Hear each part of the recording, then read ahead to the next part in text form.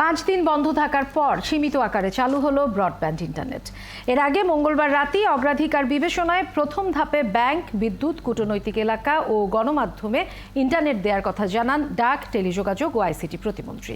বিটিআরসিতে সংবাদ সম্মেলনে তিনি জানান, সামাজিক যোগাযোগ মাধ্যম চালু হবে কিনা এখনও সেই বিষয়ে সিদ্ধান্ত আসেনি। আরও জানাচ্ছেন রাকিব হাসান।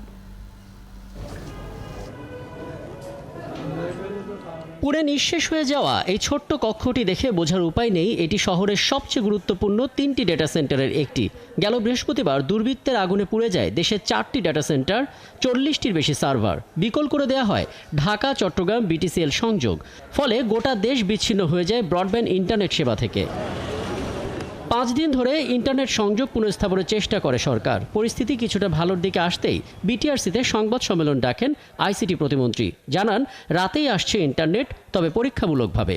আমরা দিচ্ছি ধরেন ব্যাংক পাড়া, আমাদের কূটনৈতিক পাড়া, আমাদের বাণিজ্যিক এলাকা এবং মিডিয়া এলাকা, অর্থাৎ যেই এলাকাতে বেশি প্রয়োজন। তারপরে আমরা প্রাধান্য দিচ্ছি প্রযুক্তি শিল্প, রপ্তানিমুখী শিল্প অর্থাৎ পোশাক শিল্প এবং পাশাপাশি আমাদের আউটসোর্সিং যে সেন্টারগুলো আছে। তবে সোশ্যাল মিডিয়া চালু করা কিংবা মোবাইল ইন্টারনেট চালুর বিষয়ে এখনো সিদ্ধান্ত হয়নি, জানান প্রতিমন্ত্রী। সামাজিক যোগাযোগ মাধ্যমের বিষয়টি এখন আমি নিশ্চিত বলতে পারছি না যে কতটুকু আমরা কতটুকু এটাকে অ্যালাউ করতে পারবো বা কতটুকু আমরা এটা পুনঃস্থাপন করতে পারবো। আমার মনে হয় এই পর্যায়ে আমরা ইন্টারনেটটাকে আগে রিস্টোর করি, তারপরের ধাপে আগামীকালকে বলি পরবর্তী অবস্থানটা। ইন্টারনেট সেবাদাতারা বলছেন তারা সেবা দিতে প্রস্তুত। 70 থেকে 80 ভাগের মতো আমরা প্রস্তুতি সম্পন্ন করেছি।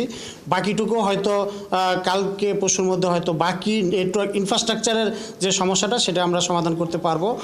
কিন্তু আমরা এখন ওই পর্যায়ে আছি যে আমরা কাস্টমারকে সার্ভিস দেওয়ার মতো পর্যায়ে আমরা এখন কিন্তু চলে এসেছি। বৈঠকে গুজব থেকে দূরে থাকতে সবাইকে অনুরোধ জানান আইসিটি প্রতিমন্ত্রী। কিংবা আমাদের টেলিকম। রাকিব হাসান, 71, ঢাকা।